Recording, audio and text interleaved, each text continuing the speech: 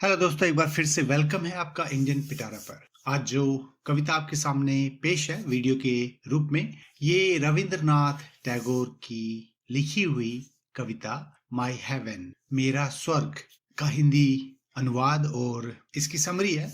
तो जैसा कि आप जानते हैं कि रविंद्रनाथ टैगोर एक बहुत ही बड़े इंडियन कवि हुए हैं, दार्शनिक हुए हैं, लेखक हुए हैं। रविंद्रनाथ टैगोर का जन्म मई 7, 1861 में कलकत्ता में हुआ था, जिसे अब कोलकाता के नाम से जाना जाता है। और इनको साहित्य में नोबेल प्राइज भी मिला था, और जिस रचना के लिए इन्हें प्राइज मिला था, गीतांजलि, उसी गीतांजलि का एक छोटा सा भाग ये कविता है। तो आप जिस कविता को पढ़ रहे हैं, इस कविता पर रविंद्रनाथ टैगोर को नोबेल प्राइज मिला था। तो सबसे पहले हम आते हैं इस कविता की समरी पर। माय हेवन, ये जो मेरा स्वर्ग टाइटल है, इसमें कवि ने क्या कहना चाहा है। तो इसकी समरी यही है कि जो कवि हैं वो एक ऐसा माहौल चाहते हैं, एक ऐसी जगह चाहते हैं, एक ऐसा वातावरण जो होता है वो चाहते हैं जहां पर हर मनुष्य, इंसान डर से मुक्त है, जहां पर हर एक इंसान को हक है कि वो समानता से रह सके, जहां उसे शिक्षा का अधिकार हो, जहां उसे किसी बात से डर ना हो अगर वो सच्चे तरीके से अपने जीवन को जी रहा है, जहां पर समाज संकीर्ण जो दकियानूसी अंधविश्वासी जो बातें होती हैं उन दीवारों में बंध के ना बैठा हो, जहां अगर कोई बोलता है तो वो सत्य बोले, और जहां पर हर एक इंसान कड़ी मेहनत करता है ताकि वो अपने लक्ष्य को पा सके, और अगर इसे पाने में उसे बहुत मेहनत करनी पड़ती है तो भी वो उस मेहनत से बिना डरे अटूट रह के अपना लक्ष्य प्राप्त कर सके, जहां पर मन शुद्ध हो और ऊंचे विचार वाले हो। तो कवि की प्रार्थना है परमपिता परमेश्वर से कि हे परमेश्वर, मेरे देश को आप ऐसा बना दो जहां पर कि ये विशेषताएं, ये वातावरण मौजूद हो। तो दोस्तों, ये जो है इसकी समरी है। तो इसे क्विकली देखते हैं हम लाइन बाय लाइन कि ये कविता क्या कहना चाहती है आगे। और आपके लिए मैंने एक हिंदी का ट्रांसलेशन भी अपनी तरफ से करके आपके सामने यहाँ वीडियो पे रखा है।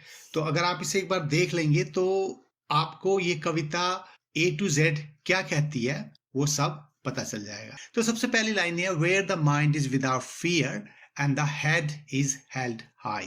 कविता की शुरुआती लाइनों में कवि कहते हैं कि एक ऐसी जगह जहां पर जो मन है, माइंड, वो विदाउट फियर, जहां पे डर नहीं है, और हेड इज हेल्ड हाई, जहां पर सर को लोग ऊंचा रख के चलते हैं, उनमें किसी तरीके की लज्जा नहीं होती, कोई शर्म नहीं होती, क्योंकि उन्होंने ऐसे कोई काम नहीं किए हैं। वेयर नॉलेज इज फ्री, जहां पर ज्ञान, जो पढ़ाई है, वो फ्री है, जहां पर ज्ञान बिकाऊ नहीं है। Where the world has not been broken up into fragments by narrow domestic walls, जहां पर ये जो संसार है ये छोटे छोटे टुकड़ों में टूटकर, फ्रैगमेंट्स होते हैं छोटे छोटे टुकड़े, नैरो डोमेस्टिक वॉल्स जो संकीर्ण दीवारें होती हैं उसमें नहीं बंधा हुआ है।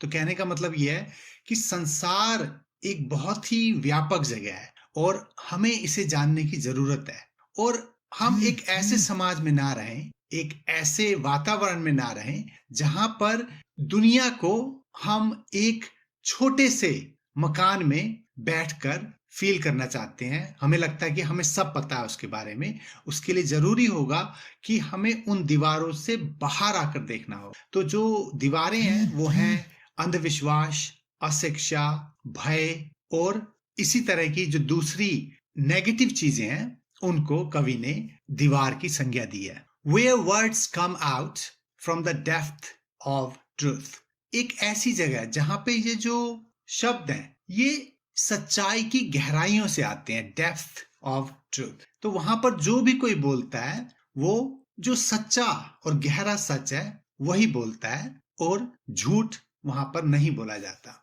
Where tireless striving stretches its arms towards perfection, tireless जो कि थकता कभी नहीं है, स्ट्राइविंग जो कि हमेशा ट्राई करता रहता है, और स्ट्रेचेस जो अपने हाथ बढ़ाता है टुवर्ड्स परफेक्शन। परफेक्शन का मतलब होता है पूरा, 100%, पूर्णता।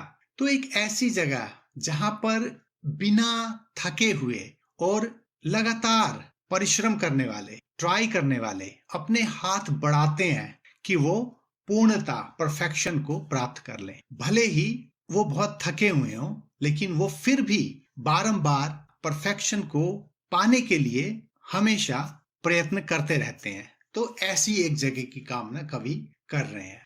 Where the clear stream of reason has not lost its way into the dreary desert sand of dead habit। जहां पर क्लियर स्ट्रीम ऑफ रीजन, किसी काम को करने का जो कारण होता है, उसकी जो एक धारा है, एक नदी है, वो आगे जाकर, ड्रेरी का मतलब होता है डल, जिसमें कोई मजा नहीं होता, जिसमें कि कोई नयापन नहीं होता। एक इस तरह की जो परिस्थिति होती है, जो एक चीज होती है, उसके रेगिस्तानी रेत में जाकर, जो कि आदतों से बनी होती है, ऐसी धारा सूख न जाए। तो यहां पर कवि कह रहे हैं कि अगर हम किसी काम को करने की ठान लें, हमारे पास एक रीजन हो कि हमें ये काम इसलिए करना है, तो उसकी जो धारा है बाद में जाकर, जैसे कि रेगिस्तान की रेत होती है, और रेगिस्तान की रेत को इन्होंने जो बेकार की मरी हुई जैसे आदतें होती हैं, जैसे बस हम करते हैं क्योंकि हमारी एक आदत होती है, लेकिन उससे हमें ना तो मन में कोई उल्लास मिलता है, ना खुशी मिलती है। हम बस करते हैं क्योंकि हमें नहीं पता कि उसके अलावा और क्या किया जा सकता है। तो ऐसी जो बेकार की चीजें होती हैं, उसकी तुलना कवि ने रेगिस्तानी रेत की तरह की है, जो कि बहुत सुनसान है। तो जब हम किसी ऐसे काम को शुरू करें जिसका मकसद हो, तो उस मकसद को हम पूरा करें, उसे ले जाके किसी सुनसान मरी हुई आदत के रेगिस्तानी रेत में ना छोड़ दें। तो बहुत ही बड़ी बात इन दो लाइनों में कवि ने कही है, और इसको अगर आप रूपांतर करते रहें, इसका मीनिंग निकालने की कोशिश करें, तो शायद पता नहीं और भी कितने इसके मीनिंग हो। अब हम आते हैं where the mind is led forward by the ever widening thought and action. जहां पर जो मन है वो आपके द्वारा लेड फॉरवर्ड बाय दी, कि आप इस मन को लीड करें, इसे ले जाएं आगे की तरफ। कहां? उस अवस्था में जो कि एवर वाइडनिंग, हमेशा जो कि चौड़ा होता रहता है, जो हमेशा बड़ा होता रहता है, जिसका जो महत्व है हमेशा फलता फूलता रहता है। तो उस तरह के विचार और उस तरह की जो क्रियाएं होती हैं, एक्शन, जो काम होते हैं, इस तरह आप अपने मन को लीड करें। उसके ऊपर आपका अधिकार कुछ ऐसा हो कि ये हमेशा बड़ा सोचे, अच्छा सोचे और इसी तरह के काम करे। Into that heaven of freedom। और ऐसा करते हुए ये जो मन है ले जाए कहां पर? जहां पर आजादी का स्वर्ग हो। My father let my country awake। और वो फिर कहते हैं, हे परम पिता ईश्वर, my father, जो मेरा देश है वो ऐसी अवस्था में उठे। मतलब जब मेरा देश जागे तो हर तरफ जैसी मैंने कामना की है, या जैसी कामना इस कविता में दिखती है, तो चारों तरफ उसी किस्म का माहौल हो। तो दोस्तों, ये था रविंद्रनाथ टैगोर द्वारा लिखी गई कविता माय हेवन का हिंदी अनुवाद और इसकी व्याख्या। होपफुली आपको पसंद आया हो। जरूर बताइएगा कैसा लगा, और चैनल को लाइक और सब्सक्राइब करना ना भूलें। जल्द ही एक नई वीडियो में आपसे फिर मुलाकात होगी। तो तब तक के लिए गुड बाय।